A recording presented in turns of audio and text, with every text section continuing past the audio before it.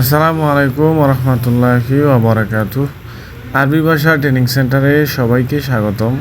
আরও একটি নতুন ভিডিও আপনাদের জন্য নিয়ে আসলাম আজকে।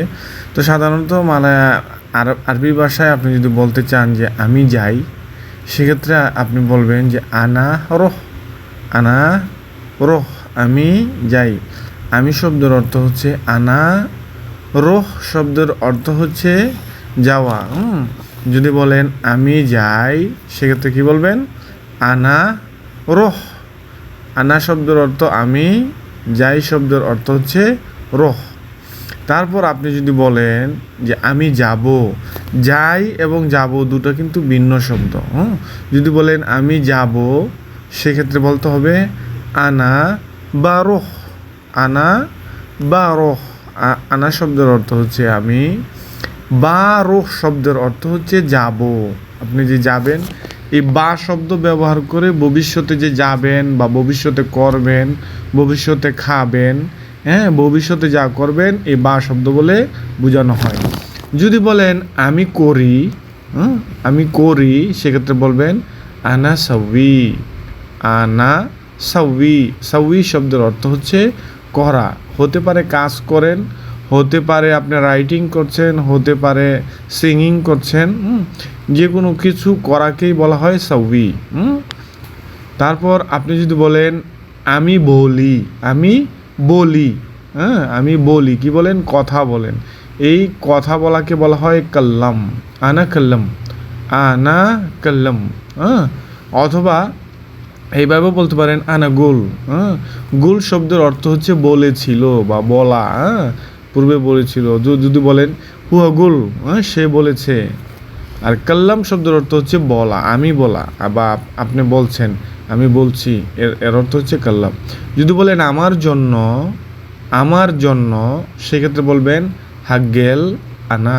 হাগ্গেল শব্দের অর্থ হচ্ছে জন্য, আনা শব্দের অর্থ হচ্ছে আমার। এই আনা শব্দ কিছু কিছু সময় আমার হয়, কিছু কিছু সময় আমি হয়, বুঝে নিতে হবে। সো এখানে আপনি যদি বলেন আমার জন্য, সেক্ষেত্রে বলবেন হাগ্গেল আনা। আমার জন্য। হাগ্গেল হচ্ছে জন্য, আনা হচ্ছে আমার। ওকে। তারপর যদি বলেন তোমার ভাগ্য ভালো। হয় না এরকম?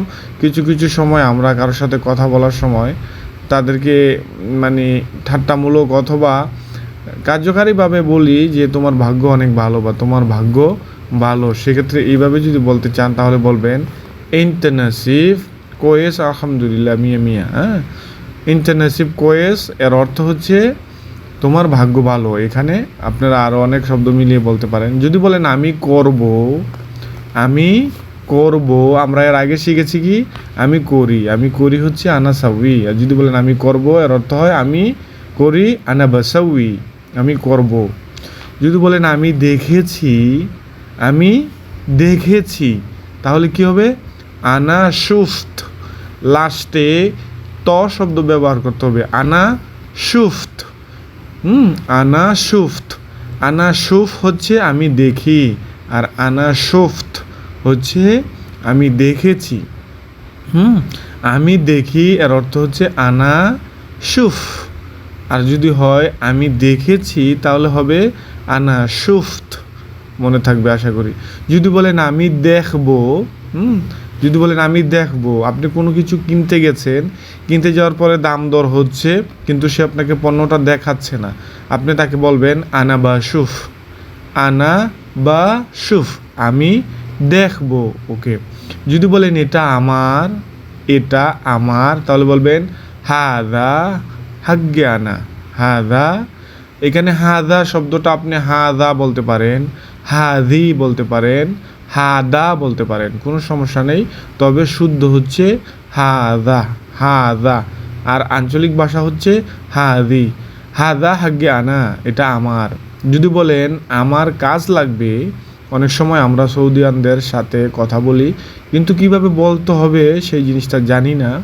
সেক্ষেত্রে আপনি যদি বলেন আমার কাজ লাগবে, সৌদিকে বুঝিয়ে যদি বলেন, তাহলে অবশ্যই সে বুঝতে পারবে যে আপনি একটা কাজ খুঁজছেন। সো আপনি যদি বলেন আমার কাজ লাগবে, তাহলে বলবেন আনা আফগা শগোল। আমি প্রস্রাব করবো, এই কথাটি আমরা সৌদি আরবে অনেক বছর থেকেও বলতে পারি না। সো আপনি যদি বলেন আমি প্রস্রাব করব, তাহলে বলবেন আনা বাসাউই বোল, আনা আমি, বাসাউই করব, বোল প্রস্রাব, আমি প্রস্রাব করব। যদি বলেন আমি টয়লেটে যাব বা আমি টয়লেট যাব, তাহলে বলবেন আনা বারোহ হাম্মাম, আনা বারোহ হাম্মাম।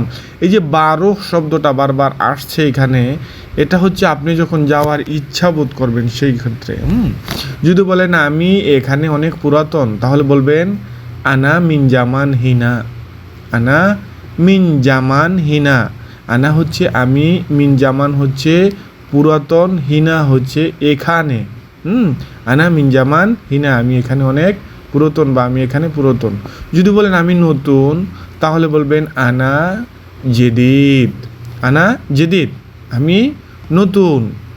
আমার জন্য দোয়া করবেন। সৌদিয়ানদের সাথে আমরা যখন কথা বলি, কথা বলার শেষে তাদের কাছ থেকে দোয়া চাই, বা মুরব্বীদের সাথে কথা বললে আমরা তাদের থেকে দোয়া চাইতে পারি। সো আপনি যদি বলেন আমার জন্য দোয়া করবেন, তাহলে কীভাবে বলবেন? বলবেন সবই দোয়া হাগ্গে আনা। ধন্যবাদ। ভিডিওটি এখানেই শেষ করছি। ভিডিওটি কেমন লেগেছে অবশ্যই কমেন্ট বক্সে জানাবেন। Bye bye, tata.